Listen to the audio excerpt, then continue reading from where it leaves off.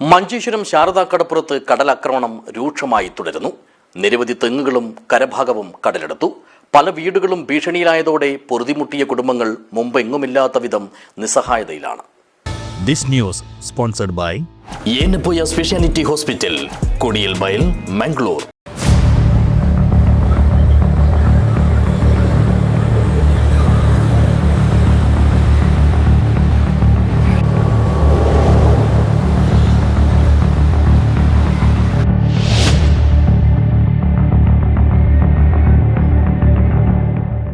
ഓരോ മഴക്കാലത്തും മഞ്ചേശ്വരം ശാരദാക്കടപ്പുറത്തെ നിവാസികൾ അനുഭവിക്കുന്ന ദുരിതങ്ങൾക്ക് ഇത്തവണയും ഒരു കുറവുമില്ല. ഇവിടുത്തെ കരയോടൊപ്പം കുടുംബങ്ങളുടെ വീടും തെങ്ങുകളുമെല്ലാം കടലെടുക്കുകയാണ്.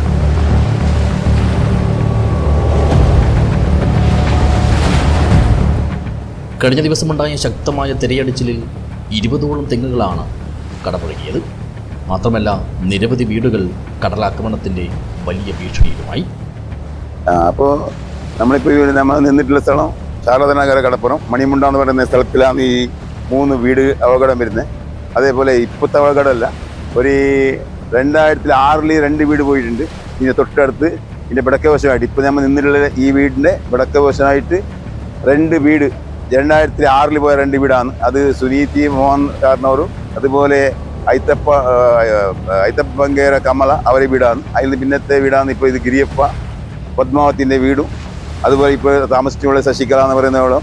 അപ്പോൾ അത് പൂർത്തിയായിട്ട് തകർന്ന് ഇന്നത്തെ ഈ ആഘോഷം 2-ാം തീയതിക്ക് പൂർത്തി തകർന്ന് പോയി. അപ്പോൾ ഇനി മേൽ ഉദ്യോഗസ്ഥന്മാർ ആരെങ്കിലും വന്നിട്ട് വേണ്ടിയതായ അവർക്ക്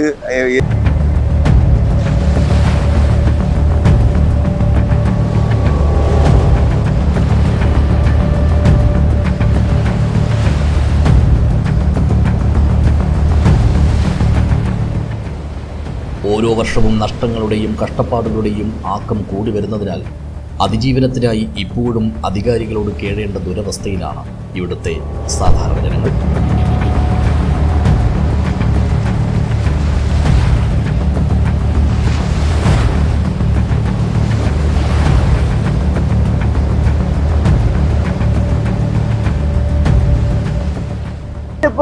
എന്റെ പുരല് 2 മുറി പോവാനായി കടൽ വന്നിട്ട് 7-8 തെങ്ങിന്റെ മരനും പോയി.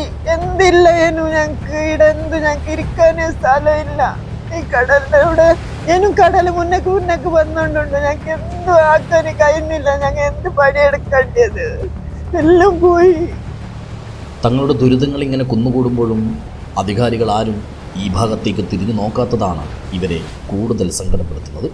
ഈ വർഷം എത്ര വീട് തകർന്ന് പോകുന്നുണ്ട് അതിൻ്റെ കണക്കുകൾ പറയാൻ പറ്റില്ല. അതായത് കൊണ്ട് ബഹുമാനപ്പെട്ട മേൽ ഉദ്യോഗസ്ഥന്മാരിനെ നല്ലോണം വന്നിട്ട് അത് നോക്കിയിട്ട് എനിക്ക് എന്ത് വേണ്ടിയേ, ഇനി മുന്നോട്ട് എങ്ങനെ വേണ്ടിയെന്ന്. ഒരു വീട് കെട്ടണമെങ്കിലോ ഒരു സ്ഥലം എടുക്കണമെങ്കിലോ ഇപ്പോൾ ഒരു 25 ലക്ഷം ഉണ്ടെങ്കിൽ ചെറിയൊരു വീടും സ്ഥലം എടുക്കാൻ പറ്റും. ഈ പറയുന്ന ഗവൺമെൻറ് ഇപ്പോൾ പറഞ്ഞ ഒരു വാക്കാണ്. അത് നമുക്ക് റവന്യൂവിൻ്റെ വന്നതായ ഒരു ഓർഡറാണ്. 10 ലക്ഷം തരാം, നിങ്ങളൊന്ന് വീട് മാറിക്കൊള്ളുന്നു. 10 ലക്ഷത്തിൽ നിന്ന് നമ്മുടെ ഈ ഭാഗം റെയിൽവേ ട്രാക്കിൻ്റെ അപ്പുറം ഭാഗം പോകുന്നെങ്കിൽ, ഇനി അപ്പുറം ഭാഗം പോകണമെങ്കിൽ ഇപ്പുറം ഭാഗം നോക്കാൻ പറ്റില്ല. റെയിൽവേ ട്രാക്കിന് അപ്പുറം പോകുന്നെങ്കിൽ ഒരു സെൻറ്റ് സ്ഥലത്തിന് ചുരുങ്ങിയിട്ട് 2 ലക്ഷം രൂപ കൊടുക്കണം. അപ്പോൾ ആടെ 2 ലക്ഷം കൊടുക്കുന്നത് 4 സെൻറ്റ് സ്ഥലം എടുക്കുമ്പോൾ 8 ലക്ഷം രൂപയായി.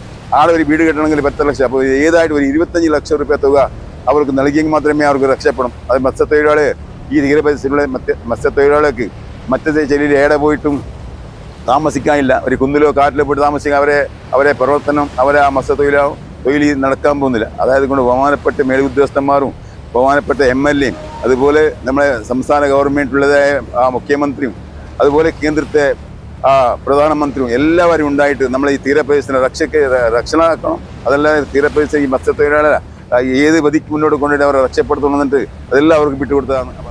സഹായം തേടി തങ്ങൾ മുട്ടാത്ത വാതിലുകളില്ലെന്നും ഇവർ പറയുന്നു. കാലവർഷം ഇനിയും കനത്താൽ ഇവരുടെ ജീവിതം മാത്രമല്ല ജീവനും അപകടത്തിലാകും.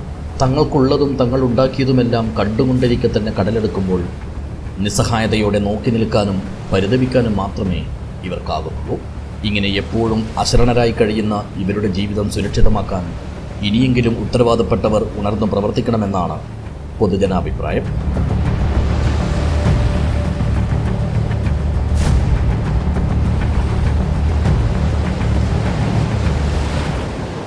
News bureau.